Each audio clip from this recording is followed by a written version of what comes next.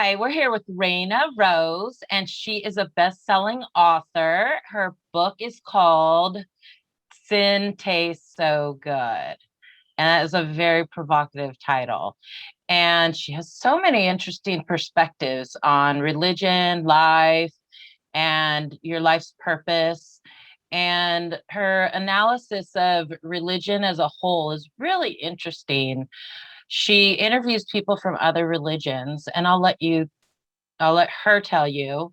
But yes, she is awesome. I've known her for a lot of years, but we won't get into that because we really want to talk about what inspires her and how she got here. And while you're watching my channel, I haven't even introduced myself yet. You're on Next Malin with Shell, and I am Shell. And I use Webull. And if you want to trade in stocks, even though the market's a little down right now, buying opportunity. If you go down to the link below and click Webull, you get 2 free stocks up to $1,800. I ended up getting 3 stocks. They were not $1,800, but they're always in the green. So please check that out. And then I'm going to be putting a link to her book. It's on Amazon and it's on her website. And she has a lot of other goodies on her website too.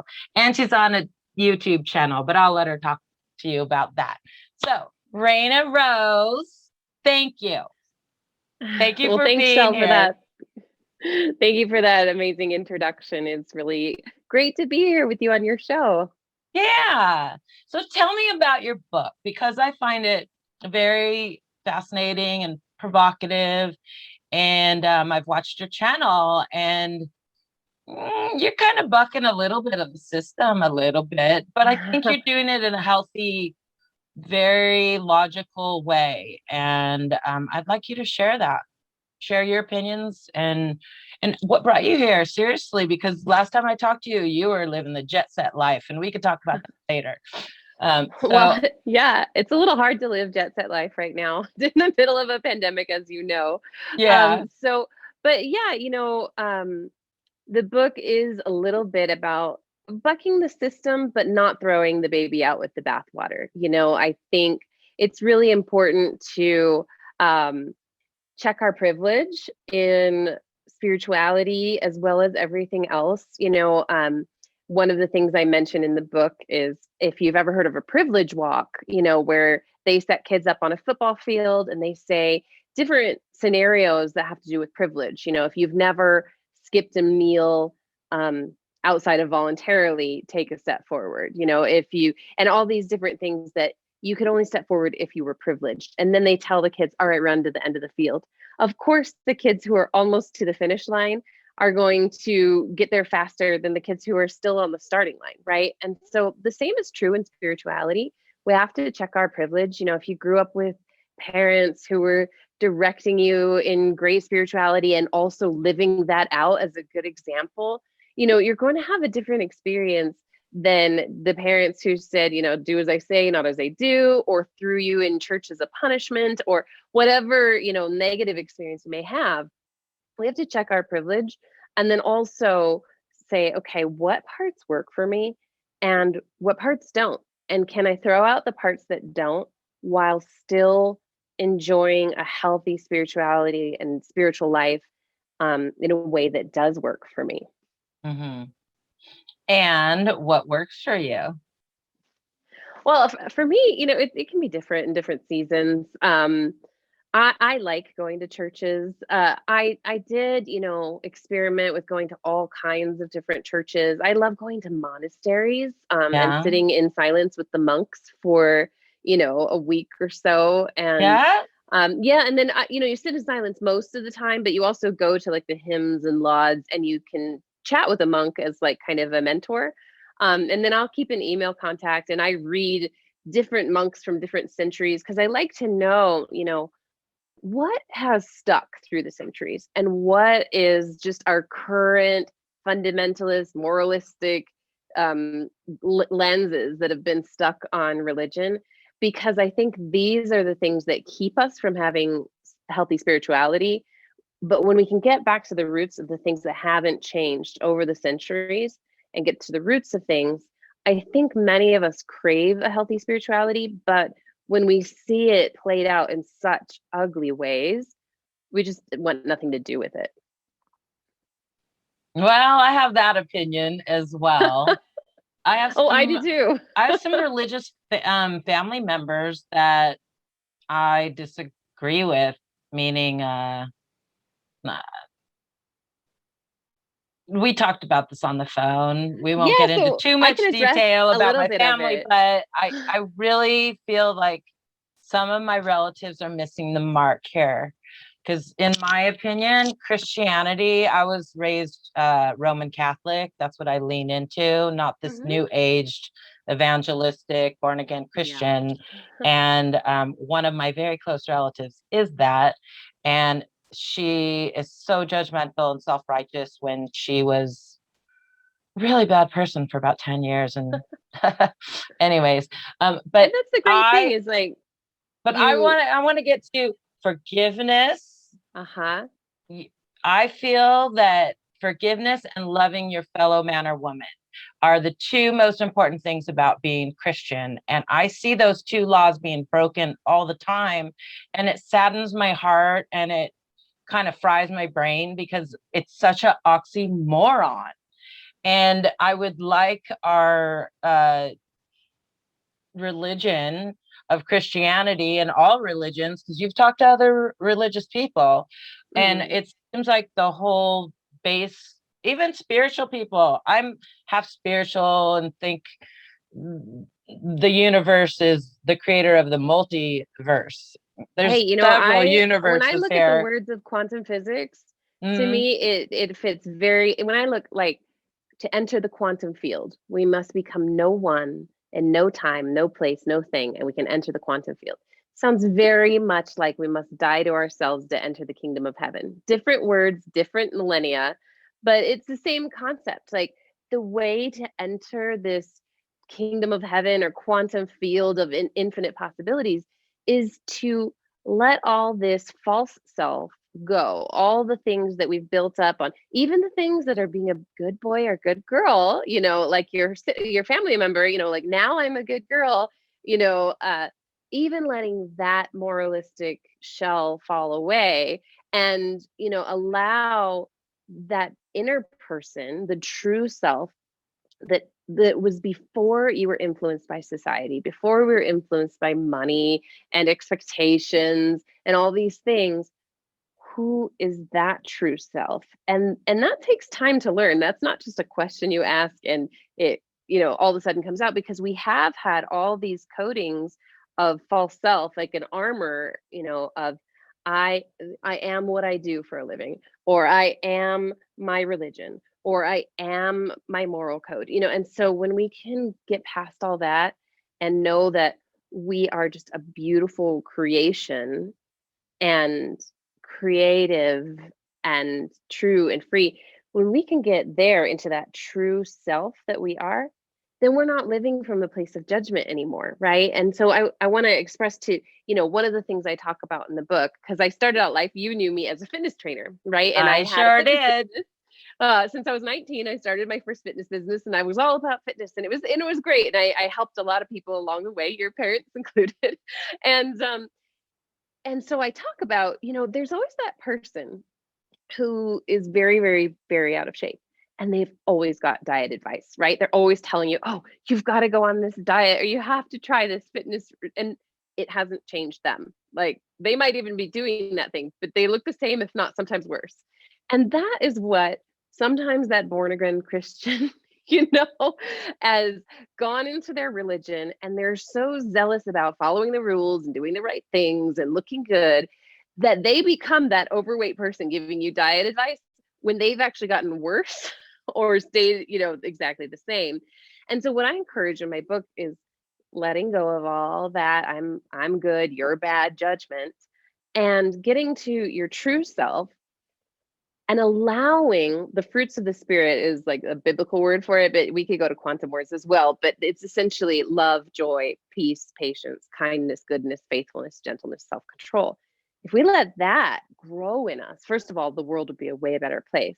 Sure But would. second of all, we change. Someone goes, wow, you used to be an a-hole and now you're pretty peaceful. Like, what changed, And honestly, like, some of my book is, I write to both groups, people who've been hurt by church and people who are still in the church doing the hurting.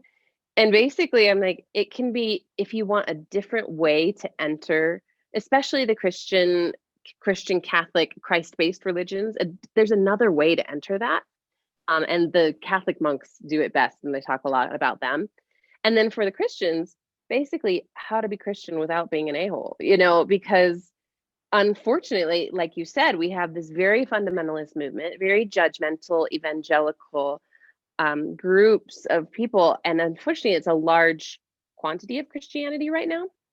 And this is what people are seeing, and they don't want anything to do with it.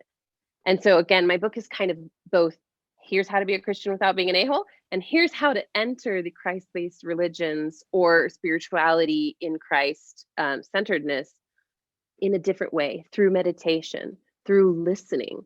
And it's not this moralistic, be a good boy or girl way of entering in.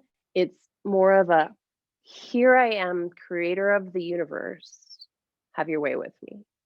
Mm-hmm. And I believe, if for the Christian crowd, especially, if we believe what Jesus said when he said, those who seek will find, if we're seeking truth, we'll find truth. Now, if we're seeking to affirm our own beliefs, whether that be universe or Jesus, we'll find that too. But if we seek truth, anyone seeking truth, I don't worry about it all. They're going to be fine. They'll find it. And it may be, and it's going to be a very different path, because here's the thing.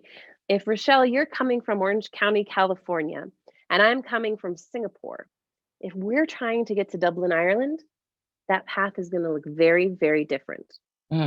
Both getting to Dublin, Ireland. And the same is true with higher consciousness, with heaven, which I believe is what we live here and now, and as well as afterlife, but it's something for now. If we're looking to get to that heaven on earth, whatever that looks like for us, we're all seeking to get to the same thing, but we're all coming from different places, and it's going to look very different. And this is the thing I'd ask all Christians, why would getting to the God who created all diversity, why would that look the same? That just doesn't make any sense. And so there's different ways. And in my book, I approach a few of those different ways to enter the kingdom of heaven, if you will, through things like contemplative prayer, which is basically a form of meditation. It's like transcendental meditation. I love doing meditations at night when I go to sleep. Yeah. Sometimes I'll look up a certain frequency that's supposed to bring you to a high vibe, and it programs your brain while you're sleeping. Other times I like doing guided meditations. So if there's a problem that I'm trying to resolve, I'll fall asleep to a guided meditation, and it works on a subconscious level, and I'll wake up feeling better and having more clarity on how to approach whatever subject is either bothering me, or just how do I best handle this, And I'm a really big, I've been getting into high vibration. Here's a plug out for Aaron Doherty on YouTube. I did his 21-day raise your vibration after the new year, 2021. And it was awesome.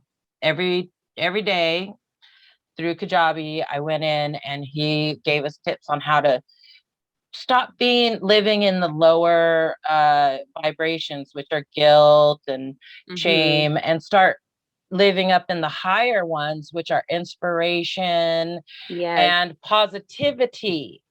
And you can Google that cone if you're out there listening right now. There's a cone, and it shows you which ones are which. And that's really the point behind, I had a kind of a salacious title of Sin Tastes Good, but the idea is to take the guilt and shame off of sin and to remind people it just means to miss the mark. We all miss the mark in ways, and we can admit that without feeling guilty and shameful about it. And in fact, feeling guilty and shameful about things only leads us deeper into the things we don't want to do. It's kind of like someone who feels guilty and shameful about being fat, so they eat a gallon of ice cream, and it becomes a vicious cycle. The Yeah. same is true for anywhere that we miss the mark. In if we don't just say, "Oh, I missed the mark. I need to aim a little more to the left or a little more to the right," whatever, direction makes it right for you. And we go, "Oh, I'm so dumb. I can't believe I did that. I'm the worst person that I missed the mark." That's when we keep missing the mark because we're not learning from the experience and correcting course. We're just And becoming guilty and shameful. And then we repeat the cycle over and again. It becomes like that eating the ice cream because we feel fat, right? mhm. So And how do so you taking that guilt and shift? shame off. How do you shift from that mindset to being more mindful and positive and thinking in a higher frequency and manifesting good things in your life? Do you have suggestions for that? Sure. So it the simple answer, I mean, and people have to, this is a practice. It doesn't come the first time that all of a sudden you've totally changed, right? Everything goes in increments. And so the first thing would be notice your inner talk, right? Are you Mhm. going, "Oh, that was so stupid. Oh, why did I do that? I'm such an idiot," right? A lot of us, at least if we don't have it now, started with that kind of talk. Many of us learned that growing up. We hear it, right? I named her Lola so I could tell her to shut up. There you Yeah. go. And you can even name it, say, "Hey, Lola, thanks for the criticism, but I'm going to go think this way about myself," right? Just Yeah, be and I could quiet. tell when she's talking to me because when she's off, my Hmm. mind has like 1,000 thoughts a second. It's not like a true sentence. But when Lola comes around to tell me I've done something bad or criticize me or rethink Hmm. something and or reimagine a conversation I could be having with somebody, it's real talk. It's like I'm having a conversation with a person in my head versus Hmm. letting my brain just free flow thought. And I get so much more thought out of just letting my brain go and it kind of works its thing out. But yeah, that Lola chick comes around and she terrorizes, she guilts me, she shames me, she makes me question myself and my motivation. And it's been going on for about 5 years to where I named her and I just now go, Lola, time for you to just move away. Go get out of my head. I go to out. Yeah, and so, identifying your Lola, who whatever that is for you, Yeah. and saying, "Hey, I'm noticing that I am shaming myself. I'm noticing that I'm calling myself an idiot or different things."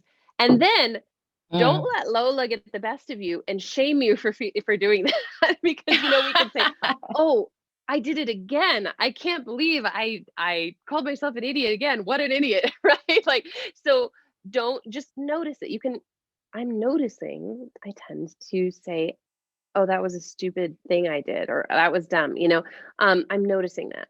And Mm. then instead of just going, "Well, that was a great idea," because maybe it wasn't, how can I reframe that? Okay, I made a decision that didn't serve me. How can I reframe this to where it can serve me better next time? Maybe it's not even going to totally serve you next time, but it can serve me a little bit better than last time. And I give the example of archery. And if anybody's ever gone to camp, or I did it in junior high PE and tried to like hit those targets with this, quill and the archery, it's really hard, right? And if you just call that kid a failure, and say, "Hey, you suck at this. They're no good." They're gonna walk up the field and say, I'm not even gonna try this." But if you can just say, "Hey, you tend to veer off to the right every time. Come a little more left, and I think you'll get it." Open your eyes or close your. I don't even know what you're supposed to do in archery, but do your eyes correctly and do this. Eventually, with some practice, they'll get it. But also celebrate the small wins. Maybe your thought life or something you're trying is like way off, like in the field, and you actually like nick the target. So you Mm. haven't hit the bullseye yet. That's okay. Celebrate nicking the target. You're like, "I'm so much closer than I was yesterday." This Mm. is a celebration. And we do this with weight too. Again, I come from this fitness background. If you have 100 pounds to lose, you're still losing it 5 or 10 pounds at a time. And you have to celebrate every 5 pounds, every 10 pounds. Like, wow, that's great. Because if not, especially when you have such a large goal to achieve, it's too daunting. It's like, I'm never going to get there. But if you can celebrate the tiny wins and give yourself credit for doing the very best you can and doing even a little better, because you're just trying to bring your life into more balance and trying to get a little closer, then you can stop shaming yourself and get into those higher vibrations, which will naturally also attract better circumstances to you. I mean, it's vibrational and it's logical. If you're a pleasant person to be around because you're not in, like, if you're like guilt and shame like Eeyore, nobody wants to come and say like, hey, I have this business opportunity for you. They're like, yeah, you can be A Eeyore person's over a there. dumber. They're Yeah, right. they're A putting out some downer. kind of negative field, and you Definitely. can, and other people can feel it Absolutely. It doesn't even take a genius. on a subconscious level. Definitely, definitely. I mean, you can see it even in someone's body language. You can Yes. see it in the words they use. Yes. If someone's constantly complaining all the time, or putting themselves down or whatever, it's such a low vibration that a high vibration person is going to be rejected Kind of back from that, away right? a little bit. Even just vibrationally, it won't be a match. And so, like you said, even vibrationally, we're going to need to bring ourselves up into joy. But again, celebrate if you can just get to calm, right? Like, calm is great. and there's different levels. It's really cool to see that Oh, the code because you can anxiety is identify. gone. Let's Yes, celebrate that. right. Or the anxiety was gone for 5 minutes today. I'm going to celebrate that. Because anxiety, for someone who suffers with anxiety frequently or on the whole, 5 minutes of relief could be something to be celebrated, And so celebrate the small wins and give yourself, the same kind of praise that you would give a kid walking, right? Everybody's heard the expression of, when a kid starts walking, they stumble and fall and stumble and fall. And you don't tell that kid, like, I can't believe you fell again. Get up and walk, right? You just like let them stumble and keep walking. And eventually they walk and they run and all these things. We're the same way in our spirits, on top of, our traumas. And so you have to address, like, some of us have a club foot and we're, from trauma growing up that we need to have surgery on. And I recommend in my book, I talk about like spiritual chiropractor. And like, sometimes your bone needs to be set, right? Yeah. Like, if you break a bone, it's not going to heal right unless you have a doctor set that bone, right? You cannot do it on your own. And the same is true for so much we go through emotionally. And this is being proven by science so much more and more now, that we need a therapist, coach, someone who is professionally trained to address these traumas and help us work through them and overcome them. Or we're going to be constantly in that like club foot trying to run, and it's not going to work, right? We have to have that bone reset. We have to, and that we cannot do on our own. So I really encourage people, reach out to counselors, therapists, coaches. And in the book, there are several counselors and therapists and coaches who recommend great ways for choosing a good therapist or coach, because I'm sure a lot of people out there have listened or have paid people, coaches and whatnot, and come out without the results they were looking for, or no results at all, or even worse off, right? And so, and everyone's a coach these days, so it's really hard to cipher Everyone through. is going to be. Everyone is I know. trying to be a coach right now. I know. I'm Too certified in many. being a coach too, but and I coach a certain amount of people, but I don't even advertise it because I'm like, everyone's a coach. I'm a speaker and a show host and an author more than anything. But I think it's important to, and there's lots of recommendations in the book for how to find great professionals and check their credentials, check their people who recommend them and whatnot. Because yeah, it seems like everyone's a coach these days, and sometimes you can go to a coach, spend a bunch of money, and not get what you're looking for. So Like it's important to choose a $6,000 to good one. $10,000 sometimes they charge. Oh yeah. Mm-hmm. But I saw this app. I wish I had it on top of mind right now, but I'm sure there's more than one, where under this pandemic situation, there's been apps that have popped up for mental health where you can book yourself with a licensed therapist and Oh, talk that's with great. them and pay, and you do it through this app and it's a video chat. And what do you feel about that? That's great. I would want to check that person's references, of course, and their credentials. And, I think the way I chose my therapist was honestly, I now I am like a master manifester. I pray about things, Okay. and Uh-huh. I have had like I look back and I don't realize how crazy they are sometimes before I'm manifesting, which is good because if I did, I'd block it, right? If I'm like, that's too crazy, I can't have that in life, then honestly, then I'm automatically blocking it, right? But for example, when I moved to Kansas in 2011, I remember going, I want to have some lady rent me a room for $100 a month. $100 a month, right?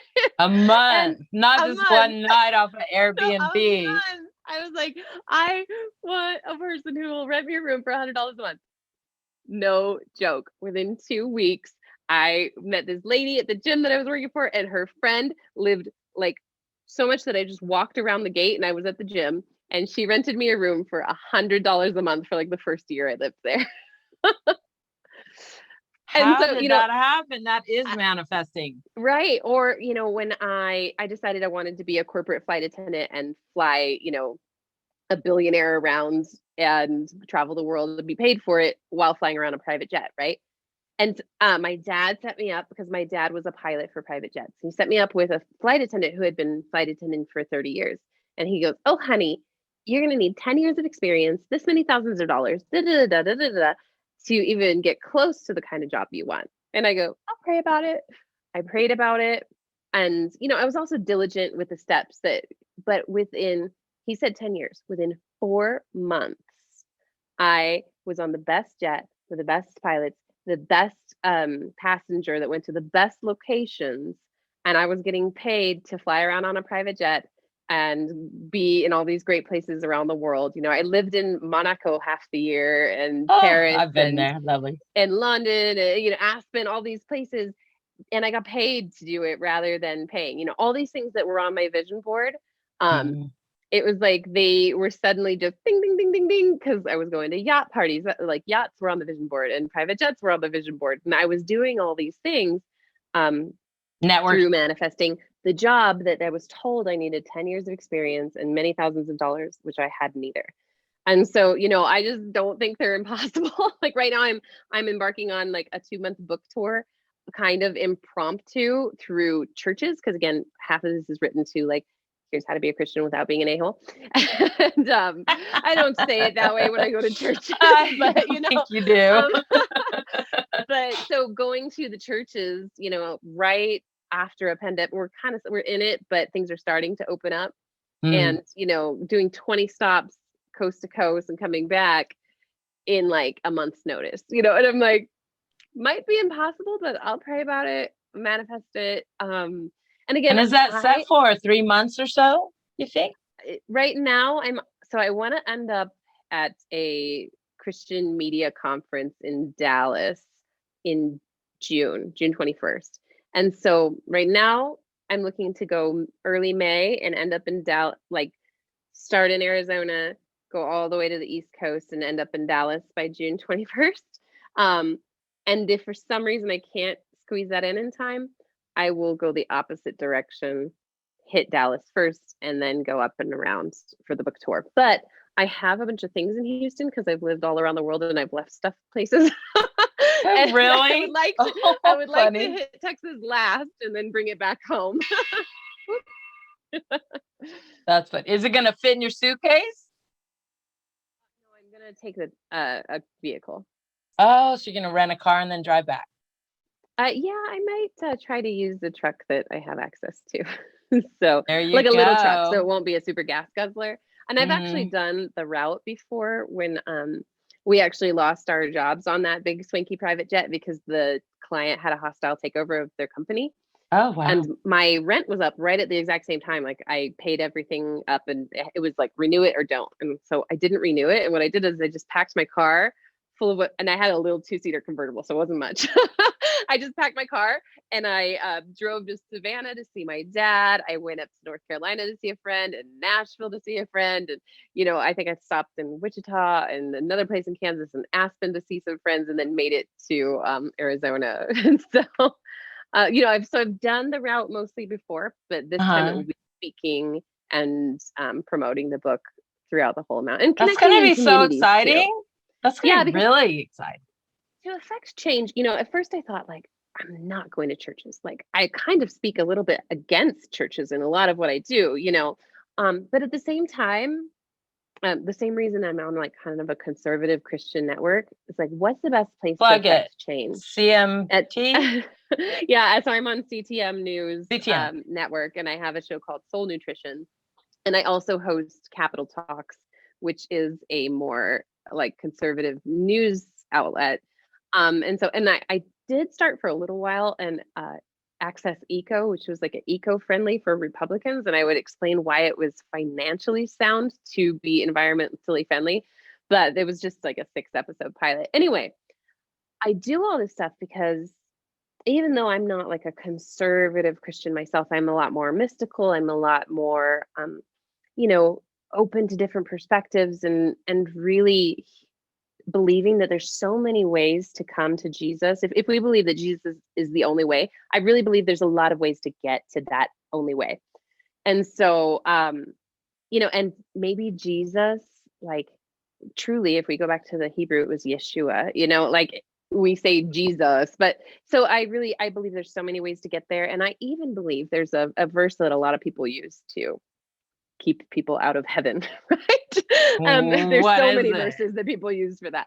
Well, there's one that talks about, many will come, and this is the a-hole people in the church too. Many people will come to like heaven's gates and say, Lord, Lord, didn't I prophesy in your name? Didn't I heal people in your name? And he'll say, I never knew you. And I heard one pastor one time say, I also believe that people will come to Jesus at the, time of their death and say, I knew you. I don't know your name, but I know you. And Jesus will be, yeah, I've been here all along. Welcome in.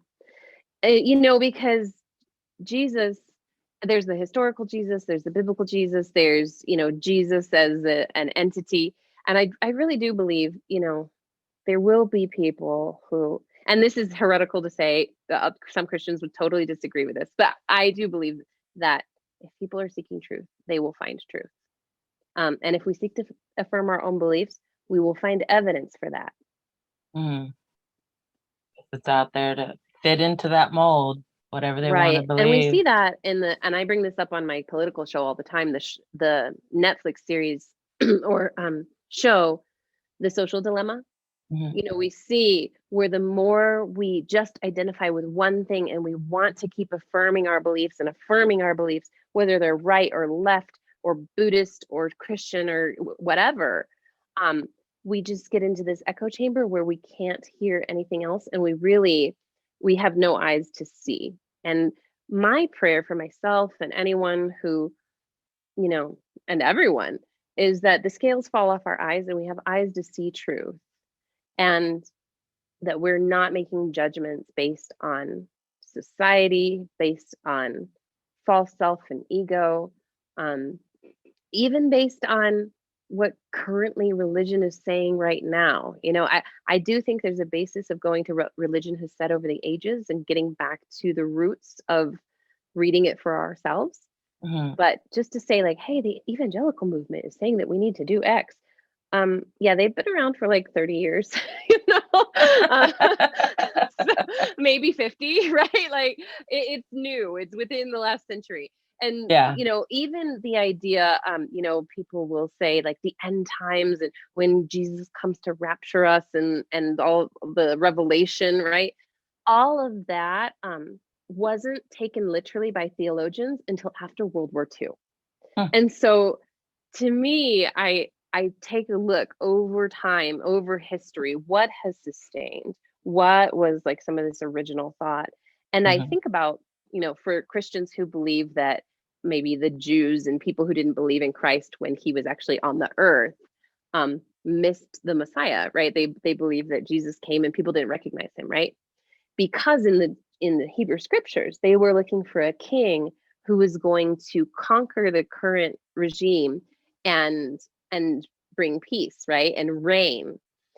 Well, they were thinking literally. They thought that this Messiah was going to come overtake the Romans, sit on the Israelite throne, and make peace between Rome and Israel and all their conquerors. And so they totally missed it because it was a spiritual peace. It was a spiritual conquering of an old paradigm that we see some of these old paradigm shifts from Old Testament to New Testament. Things haven't changed, people have changed, and people were ready for this change. And I think the same is true with some of these things that people think are going to take literally, and maybe they will. I'm not God, but to think that, maybe the heavens open up, maybe an army comes down. I'm not saying that that's impossible, but what if the heavens open up in our mind? What if armies of our spirit and our minds conquer evil and overtake, the evil of this day and the things that are going on? And so, I think when we take things only on the surface of being literally, we really miss a lot. And that's what modern day fundamentalism is all about, is taking everything literally and killing people who don't believe it.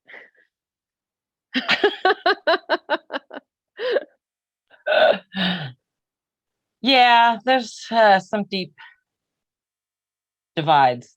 Let's just say that. Yeah, deep divides within even that own religion. And then Mhm. I know you've interviewed uh, a Jewish rabbi. Uh-huh. You interviewed a Muslim. Hmm. So you're interviewing people that come from different religions. And even the Bibles, both of them, weren't they written in Hebrew by Jewish people? Yeah, I mean, the Christianity stems from Judaism, and people forget that all the time. And so, truly, actually, Muslim, Christian, and Jews stem from the same place. So, if we go back to the history, and I actually was raised in a Muslim country until I was about 8 years old. Huh. So, I grew up with Muslim friends, and like I was actually one of the few white people Christians in my school. And so when we look at, if we go back to the history, if you ever were in church as a kid and you sang that Abraham had many sons, well, Abraham actually had two sons and they had a lot of sons. He had Isaac and Ishmael, and Ishmael went and became Islam, and Isaac Hmm. became Judaism, and eventually Judaism became Christianity, and then Christianity, of course, split into 1,000 things. But so Yeah. these three monotheistic religions all come from the same place. We can all legit say that we worship the same God, whether we call him Yahweh, whether we call him God, or whether we call him Allah. It's the Mhm. same God from the same Abraham. And we can at least agree on that historically. And it's cool. The Muslim that I interviewed, and that episode's coming out pretty soon, actually. He lives, I think, in Minnesota, I want to say, somewhere north. And they actually have like the three religions get together at each other's synagogues, mosques, and churches and celebrate. The Christians and Muslims come and celebrate Passover, they come and celebrate Ramadan and Christmas, and really participate in the joy of spirituality together. Even if they don't agree on the same religion, they are being tolerant and loving, and it's really like been the prayer of my heart, because again, I grew up in this Muslim country where Mhm. I everybody's religion was celebrated, and it was celebrated to have differences. And there was, at least me growing up in an international school, there wasn't really such thing as intolerance there. And so moving to America was quite a culture shock. I bet. Yeah. And then how do you feel about the Book of Allah? They recognize Jesus, but they recognize him as only being a name. I mean, a man, A prophet. Hmm. prophet. Yeah. Well, I mean, Christianity, we believe Jesus to be the Christ, the Son of God, and that's where Judaism and Muslims don't agree. And again, I think those who seek will find. If you seek truth, you'll find truth. And, but if you're dead set that it has to be one way or the other, then hopefully what you're dead set on is truth. you know Right? For those yeah, then you're people. just kind of like, I hope so, I hope so. And I think that's where, again, at least in the monotheistic religions, we can say that we all worship the same God, we all pray to the same God. And I think that's where I encourage people in my book and in my talks too, like, you can come to God and say, look, God, I don't believe in you. I believe there's a universe, I believe there's a higher power, but this whole story of God and Abraham and Moses, like, I don't believe it. And God's cool with that. Like, I mean, if you think about it, people who are in, I heard this good story once, a really rich and powerful guy, and someone like closed the door in his face. And a person next to him goes, oh my gosh, are you going to let them do that? He's like, I can afford it. He could afford it emotionally. He could afford it in every way because he didn't need to prove he was this big, powerful guy. He just was.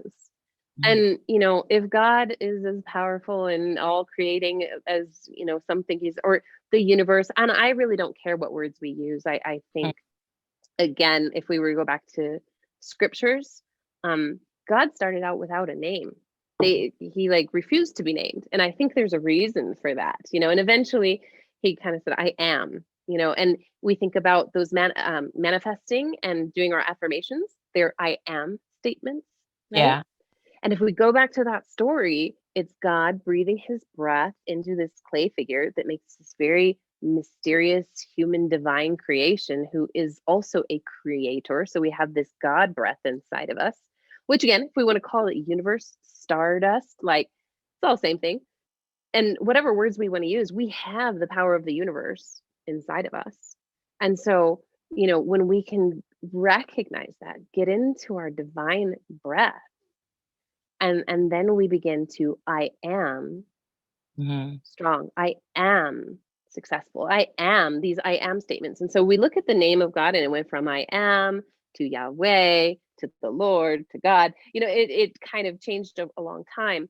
And so that's why I don't think God cares what word we use. If we use universe because that's what we're comfortable with, it may change over time. And I think as long as we're seeking truth and we allow our truth to shift as that intelligence reveals more to us, I think we're good. But we have to be careful. We could be seeking experiences, like the high of a spiritual experience, right? That's not necessarily truth. We're seeking an experience, but if we're in our heart, really checking ourselves all the time, checking that true north. What is truth? Higher power, God, whatever I call you, reveal to me truth. I believe you'll get there. I don't think we need to worry about it. And again, Aaron Doherty, he says, we are spiritual beings having a human experience. I think I agree with that.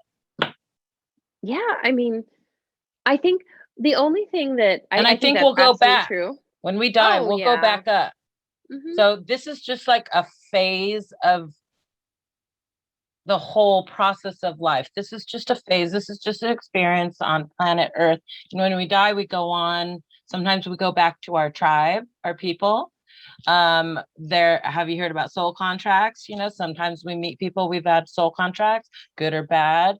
But I do believe once we leave this meat bag as a body, we go up and we're almost like a spiritual light, and we communicate without a mouth, without words. And all the near-death experiences I've watched, and they probably have been about 100. And when my mom first died 7 years ago, I watched Dr. Moody, Life After Life. And then my dad bought me a book called Proof of Heaven, who's a neurologist who had a skydiving accident. He did not believe in life after death. And he went into a coma. And when he woke up, he was like, oh, I was hanging out on a butterfly wing, and I experienced all this great stuff, and I believe in a life after life now. Absolutely. I've done some collabs with Dr. Moody, but I highly would suggest reading Proof of Heaven from a neurologist who did not believe, and now he believes. So watching all these near-death experiences, they have one theme, and these come from a lot of different religious people, not just Christians that have had a experience. they seem to have, these are, of course, the ones that have been given a choice or no choice to go back. Mm-hmm. Sometimes they're given a choice and they say, oh, but I still have unfinished business and I want to be with my loved ones. Or they say, wow, this is pretty great. And yeah, looking at my body, because they tend to And then hover we don't over hear their about it because they don't body. come back. It's like, yeah, they're Yeah. gone. But the people that come back, they have things like they have memories of hearing their doctor talk to their parents on a totally different floor. Mm-hmm. They'll have experiences where they'll say there's a penny above the light in the operation room, and they'll Mm-hmm. look and there'll be a penny there, and then the Yeah. parents will be like, how could you hear what me and the doctors were talking about on a different floor while you were under being operated on or being held in suspension, Mm-hmm. while doctor talks to the parents before they make the next move, maybe a critical decision. But these people come back and they feel love, over Mm-hmm. encompassing Yes. love. No pain, no suffering. It's all gone. Some of them see the white light. Some of them have someone that looks familiar to them, and they communicate without using words. And other times there's a spiritual, we have our guardian angels like Archangel Mm-hmm. Michael, right? Yeah. And sometimes those are the beings that appear to us. Those near death experiences from at least 100 people that I've watched, they're all the same, that when we die, we go into this realm and we feel this overcoming feeling of love. Sounds really Yeah. awesome. I can't wait to I go. address this actually in the book. I know someone who's died, and he also, called it a near life experience. Oh, I like Um, that twist. yeah, and he talks about, when he was in this heavenly place, he felt so full of love. It was like he would burst. He was so full of this love. And my book is not so much about what happens after we die. It's more about what's happening while we're living. And so I believe we can experience, and I think what Jesus spoke about, talks about the kingdom of heaven is now, that we're Mhm. supposed to live heaven on earth here and now. And that doesn't mean that every moment's going to be bliss and we're going to enter, no care about everything. But think about a moment where you've been with people you love Mhm. so much, and Mhm. you just can feel that they love you so much, and you've had the experience of happy tears where you're just so happy to be with these people doing whatever you're doing or not doing whatever you're doing. And I believe we have to burst, which is the tears of joy, because there's so much love filling us. All that can do is you're smiling from ear to ear, but you're crying tears of joy. And I believe that's like bursting here on earth. And Spilling over the love and the yes, and joy. precisely. And so it bursts out from us. And I've heard really cool monks say that the word righteousness actually stems from right relationship. And I believe when we're in right relationship with creator and creation, right relationship with ourselves, right relationship with those we love, Mhm. this is when we experience those heaven on earth moments. And again, if you're in right relationship with yourself, you're telling yourself, hey, you're smart. You're going to learn from this, rather than like, you're so stupid. Why'd you do that? Right. There's a whole different conversation going when you're in right relationship with yourself, right relationship with creator, and right relationship with other people. And that's where, and we begin to grow in those fruits of the spirit, the love, joy, peace, patience, kindness, goodness, faithfulness, gentleness, self-control. We begin to live these heaven on earth experiences for more than a moment, but maybe a minute, and then a week, and then a year. And then we're that person who radiates joy, who radiates, like, people talk about, if they ever got to be near Mother Teresa, she didn't have to be saying anything. You could be sitting next to her and you could feel that vibration. You could feel her radiating joy and gladness, right? And so I believe, and again, I talk about ways to ask ourselves the right questions and meditate and get into the right things in my book. But as we get to loving each other, loving ourselves, loving our creator, whatever we call that creator, when we get there and we grow in those fruits of the spirit, our life becomes so magnetic, so vibrationally high frequency that people just want to be near us. Opportunities want to come close because we are bursting with heaven on earth coming from our very being. And then other people see it and are attracted to it and are going to give you a place to rent $100 for a month. Yeah. And it's funny. Another story of rent was when I moved to Texas on a one-way ticket. I'd never been there before. And I had $200 left in my bank account. And I couch surfed, which I thought was for serial killers and rapists, and I would never do, right? So I end up couch surfing with this girl who lets me stay for a month for free. And you then, didn't know her? It was just a Craigslist or something? It was at couchsurfing.com, which someone had told me about years prior. And I was like, absolutely not. That's for rapists and serial killers. There is no way I'll ever do that. And of course, I end up doing it because I had $200 and it was like hotel for 2 nights or food for the next 2 weeks, And so anyway, it all works out to where she ends up helping me get a place to rent in her neighborhood, which was like the nicest neighborhood near downtown. And the girl gives me first $50 off the rent and then $100 off the rent just because I was cool and she'd rather live with someone she enjoyed. And I wasn't there very much either. But when I was enjoyable. She's like, I'd rather have someone cool living here than not. So I want you to stay. And she knocked $100 off the rent, And so there was just all these times when, again, it didn't.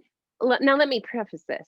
I also, in that month of living with the friend, and the girl giving me $100 off eventually because I was high vibration, I also had where I was like looking for places around Houston and they were so expensive, so dirty, so gross that I came back, carefully laid a towel out on my friend's pillow and threw myself like a Disney princess, weeping about how I moved to a shithole and how could I do this in my life, So like, it doesn't mean like just because you're a high vibration person that every moment you are perfectly in bliss. That is not reality. It never will be. We're not in heaven on earth, or we're not in heaven yet, like that blissful near life experience. But we can, again, if you want to call it, become a vibrational match, live in the fruits of the spirit, be in right relationship with creator, self, and others. We can get there to where more and more of the time we are living that high vibrational, joyful experience of life during life. I think that is a very exceptional, inspirational statement. I almost think that's where we should end the interview because I think it was so awesome. That sounds great. Well, if thank you so much for having me. If you want to get her book, would you hold it up for the camera for us? Sure. So you can go on to Amazon.com and just look up Sin Tastes Good by Reina Rose. That's Reina Rose. And you can find it. It's also on Kindle Unlimited for free. If you're a Kindle Unlimited member, you can just get it on there for free. Her paper book is $14.99 on Amazon, yep, and $3.69 on Audible if you don't have the monthly Audible. On Kindle, right. It's not on Audible yet. I am actually currently recording the audiobook. Oh, okay. It's on Kindle then. I just wrote it down think you wrong. were able to have your Kindle read it to you. So you can also do that. I did. I will admit it. She sent me a copy and I downloaded an app and it was a man's voice. And I listened to it while I was going to sleep for 2 nights in a row. And it's just this man telling me about stuff. It's a good book. It's a good book. It's about nourishing your soul. And I think everybody needs to nourish their soul. It's a really good title. It's a really good message. And I feel very privileged to have you on this channel because we need a lot more positivity and we need to turn the needle to more positivity. Some people are stuck in negativity and in the past. And if we unlock it and we manifest and we work on ourselves, I've been working on myself. And, the meditations really help. I'll tell you a funny meditation. If you have never done a meditation, go look up on YouTube, and I'm gonna go on the curse words. It's only like I love that meditation. it's only a 10-minute, 7-minute Oh, it's video, great. It's and hilarious. there's two of them, but they're both okay. It's I'm just gonna say it. Can I cuss? I can cuss it. I can It's cuss. your show. I think you can. And the meditation is fuck it. Let that shit go. I love it. Oh, the one I listen to is fuck that. Let that shit go. Well, he'll it's funny because it seems like a normal meditation. You're listening to it, it's really calm and soothing. And he's like, think of all the bullshit in your life. Just say, fuck that. And like, but it's actually good. Sometimes it's like just to lift me up, make me laugh a little. And Yeah. it's a great meditation. I think it's F with a little star, CK, that. And Yeah. it's great. One of my Christian mentors shared it with me. Funny. But again, there's a whole different side of Christianity that I feel like most people in the world don't know. Mm. With mentors that will give you the fuck that meditation. Yeah. I give it to people that have never meditated before, just to kind of so break good. them in Yeah. and get them to giggle a little bit. And then it's up to them if they want to search for more. Who's that one guy? Jason Stevenson. He has like a million.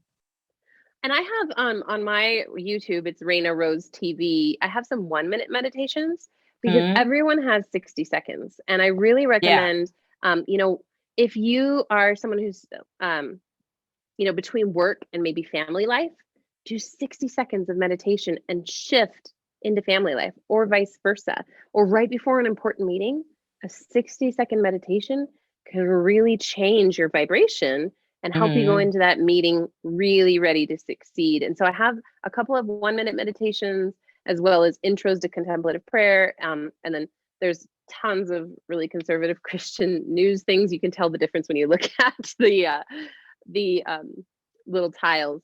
But there's some so go to her meditations on her channel, Reina Rose TV, and go to the short meditation.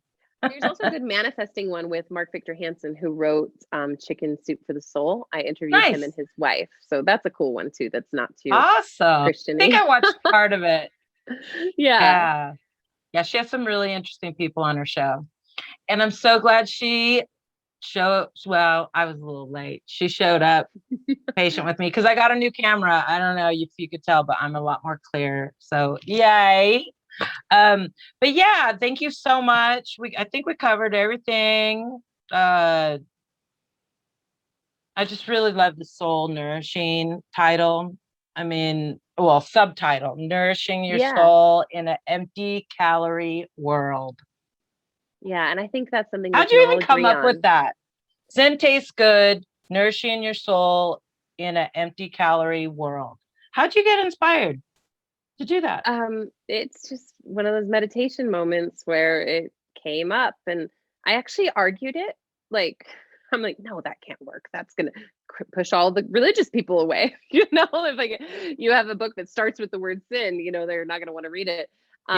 But again, as the cover design started coming together and everything, I was like, I want it to look like something a non-religious person would read, because it's a little counter-religious, yet at the same time, I think there's many of us, and it talks about when I really ran away from religion for a long time and came back.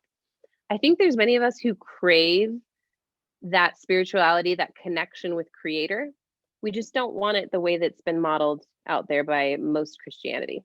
And so again, I wanted people who don't want most Christianity to be able to read it, and people who do like Christianity and who need to be a little more open to others to read it too.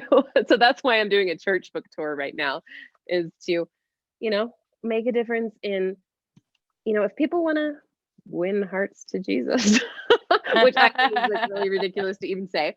But if they do, you don't do it by judging people and telling them they're wrong. That never, ever works for behavioral change or any kind of change, and especially a heart spiritual change. When we do that by people and by being the change we wish to see in the world, as Gandhi would say, when we are that change, Mm. People ask, people want to know what we've done. And a way that I reference that in the book is, someone who's lost 100 pounds, they don't have to go out and advertise, hey, I lost 100 pounds. People ask, what are you doing? How did you do this? Because I want to lose 20 pounds or whatever. And so, same is true with our spirituality. When we change, when Hmm. we spiritually get so much more fit and nourished than we were before, people ask. And it's so much better than trying to shove religion down their throats. Hmm. Yeah, it is, because it didn't work with me. It never works. It never, ever works. If anyone is religious out there, it doesn't work. I had to go find my own path. That's right. We all do. And again, if a if if a God created all this, and I believe a God did, the God, I believe. If God created all this and created so much diversity, why would everyone's path look exactly the same? It makes absolutely no sense. Good point. Good point. Yeah, I have a book called Religion for Dummies. The yellow book with the black, Yeah, uh-huh. Yeah. Religion for Dummies. And I've read through that. And how could there only be one religion for this whole world when It's so I diverse. think there's maybe over 120 religions on the planet Earth? Do you know the Yeah. number? It's something large like that. I don't know the number. And there's a cliche in Christianity, and I hate all the cliches, so it like bothers me even to say it, to be honest. They say, it's not a religion, it's a relationship. And I really believe that's true. Whatever your Hmm. religion is, it really doesn't matter if it's Muslim, Buddhist, whatever. If you're seeking a relationship with the God that created the whole universe, Hmm. you'll find it. And that sounds really woo woo and weird to someone who hasn't had like an experience in the divine, right? Hmm. But when we do, our souls long for that, and we chase things, we chase human relationships, we chase anything to make us feel what that big divine hole inside of us is craving. Hmm. And so, and here's the thing, we don't have to be anything different for the divine to love us. We don't have to do anything but remove the barriers we've placed between us and divine. And sometimes that could be the phone and devices and being busy and all these kind of things. But when we remove those barriers, and this is where meditation is key, and we Yes. just listen to that divine breath, that breath that created us from stardust, from God, from the breath of life, when we remove the barriers and tune into the breath, we'll find it. It'll take time. It doesn't happen like the first time always. Sometimes it does. Um, and again, there's tons of meditations that you can check out. Some are on my website, some are other places. And I believe if you're seeking truth, you will find. Thanks so much for staying tuned through this, through all the deep, gritty stuff, and through the high, awesome things.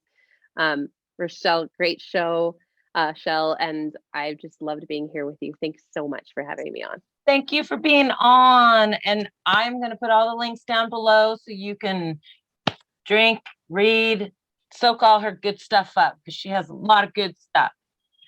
So thank you, Reina. I really enjoyed having you on the show, and I wish you much success on your book tour. And I'm going to text you and check in on you. Make sure you're doing well. Okay? Appreciate that. Okay. Take care. You Bye, too. hon. Bye.